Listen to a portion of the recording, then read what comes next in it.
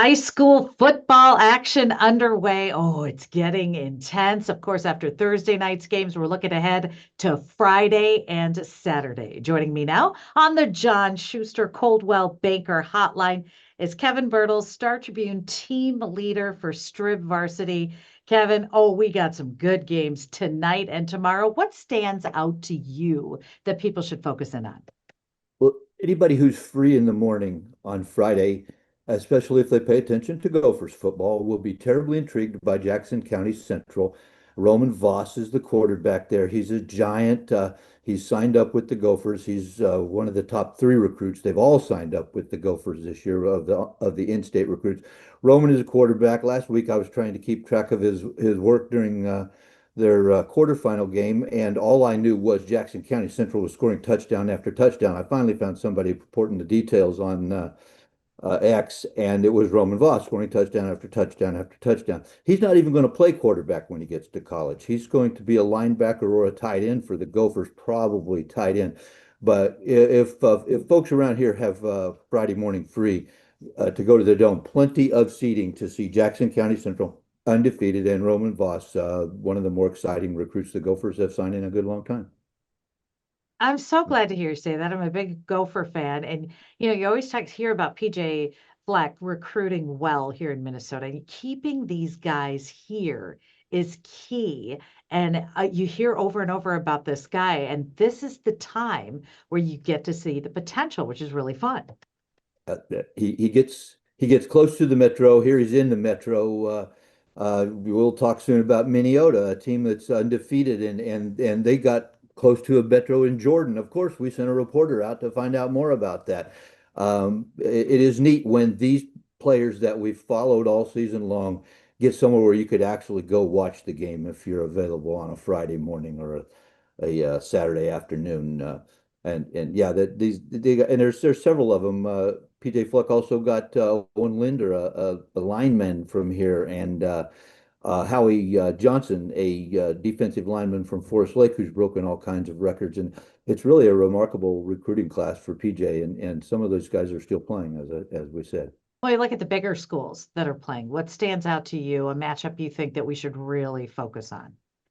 The two 6A games that happen Friday and Saturday or I should say the 6A game that happens Friday most specifically is the one of the teams that kind of disappeared out of sight for a while this season. We knew Moorhead was special early in the season because they have four Division I recruits and a quarterback who's the coach's son, whose brother's also a college quarterback. And we knew that Moorhead was going to be spectacular. And then the quarterback, Jet Feeney, got injured, and they went into a slump and they lost a bunch of games. Of course, when Jet came back, they've won everything since, and they've won their way into the state semifinals with a bunch of losses on their record. That's peculiar, but it's interesting. That is a team that's loaded with college prospects against Lakeville South. Lakeville South is another team that kind of disappeared over the course of these. They were not one of the most prominent Class 6A teams. Coach Ben Burke there is very popular and very well loved. And over the summer, he said he was going to go coach at Cretin-Durham Hall. A few weeks later, he changed his mind. He returned to Lakeville South. And now here we have this team making this run during the playoffs. I think there's both sides of the Friday night Class 6A matchup are absolutely fabulous storylines. And also, I heard you speaking to Steve Thompson about Elk River's offense. That's the same offense that Lakeville South runs. At some point during the broadcast, the quarterback will look like he handed the ball to a running back. The running back will run toward the edge of the field. The camera will follow him. A bunch of the football players will too. And then you'll find out that the quarterback still has the ball and he's running that way. He's running the other direction. It's the power T. It's built on deception, and it's very infrequent. The teams that have to deal with it haven't seen it very often in their lives. Yeah, but Lakeville South has run it for ever since Ben Burke got around, and they do a fabulous job with it. And they had the quarterback Griffin Dean, who scored 6 touchdowns last week. Hadn't scored that many touchdowns over the season, but he was a heck of a rusher. They have another running back guy named Nick Swanson, who's exceptional, has lots and lots of touchdowns on his record. That particular game is just so intriguing because both of the teams kind of came and went, and now they're back.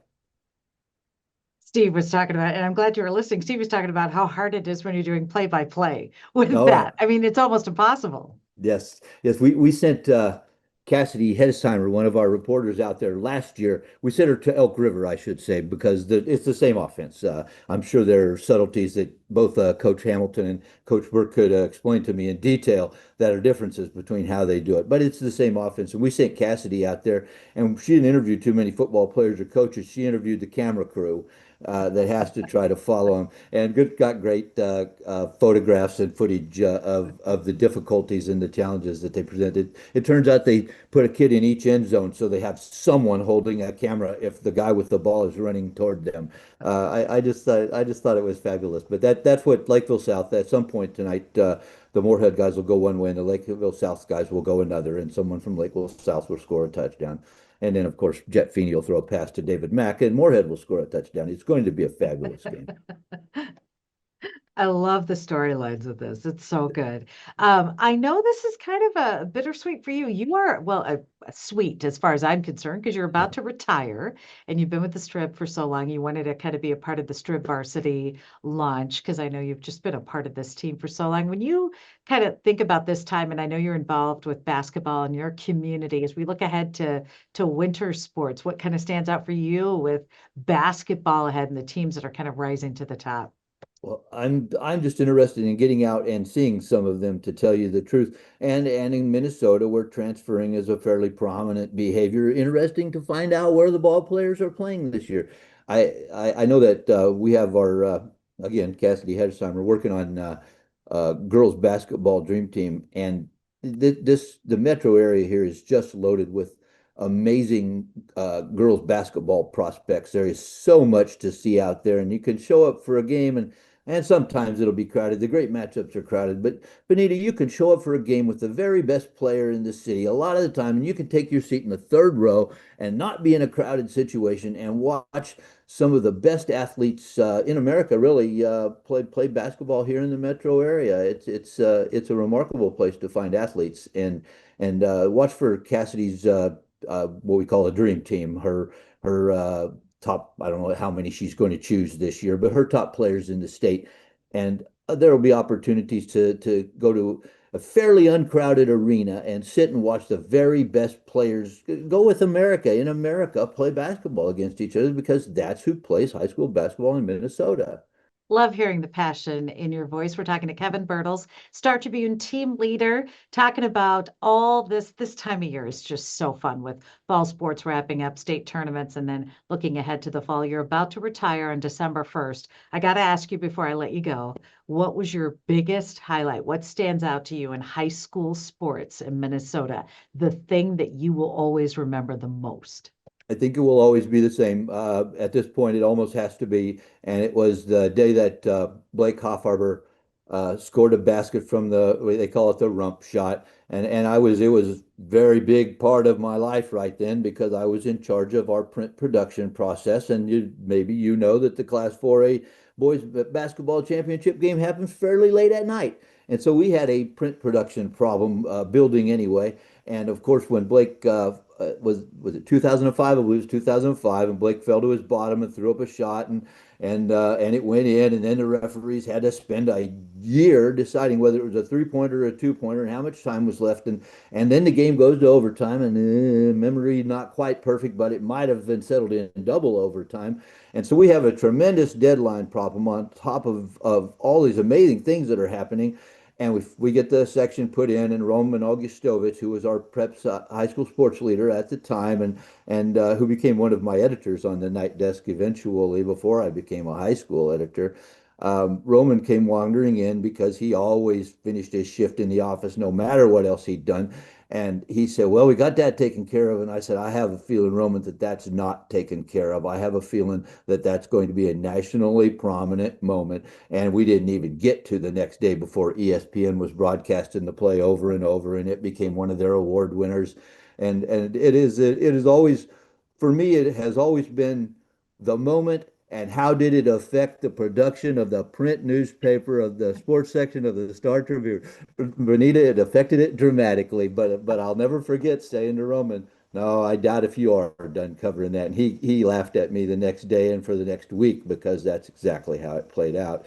That one always stuck in my head. I remember when Jim Paulson called me one night and he said Cheney New, a gymnast named Cheney New, Champlain Park, if I remember correctly, had just scored the first perfect 10 in the state meets history. That has always intrigued me, but part of it again was the discussion with Jim trying to figure out how the heck are we going to get that into print at this time of night. And because, the only two things I've ever done for the Star Tribune are lead the high school sports coverage and lead the night copy desk. And when you're on the night in charge of the night copy desk, everything that happens, and especially high school sports, is the most important thing happening for you that day. If the Timberwolves are in the playoffs, you're busy with Timberwolves. But when it's March and it's basketball, or it's October and it's football and volleyball, you're just riding along with the high school crew, and it's the most important thing you're doing.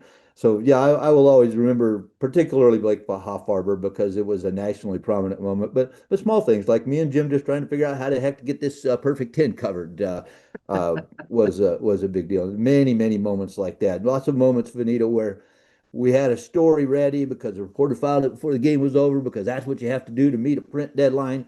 And the stories about, let's go with uh, St. Paul Central, but just now, right before your very eyes, Park Center rallied past St. Paul Central and won the game. And you've got three-quarters of a game story about St. Paul Central, and you're going to have to publish it. You're trying to make the headlines, sell it, and all you can do is hope that nobody reads it and complains. And you know what never happens? What never happens is nobody complains when you screw up a high school sports championship game.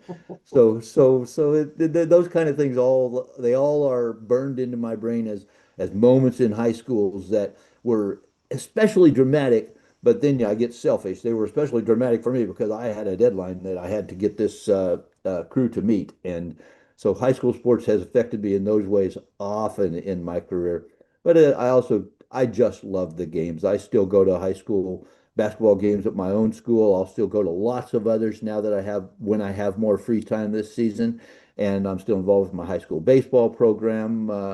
I just I love being I love being part of my community. I love going to other communities and seeing how they root for their teams. And I really intend to spend a lot more time doing that. For too long, the most interesting things went on when I was working. I'm no longer going to be working. I'm going to attend the most interesting things. Well, you can hear the passion in your voice, wishing you the very best. By the way, on that Blake Hofhopper thing, I was working at KSTP at the time. I think there's a viral video on YouTube of us talking about that highlight and all of Uh, that. And it's just crazy. Kevin, we wish you the best. Great stuff. And I'm sure we're going to see you around town at many different games. I hope so. Thanks for talking to me, Vineeta. Thank you so much. Wishing you the best. You too.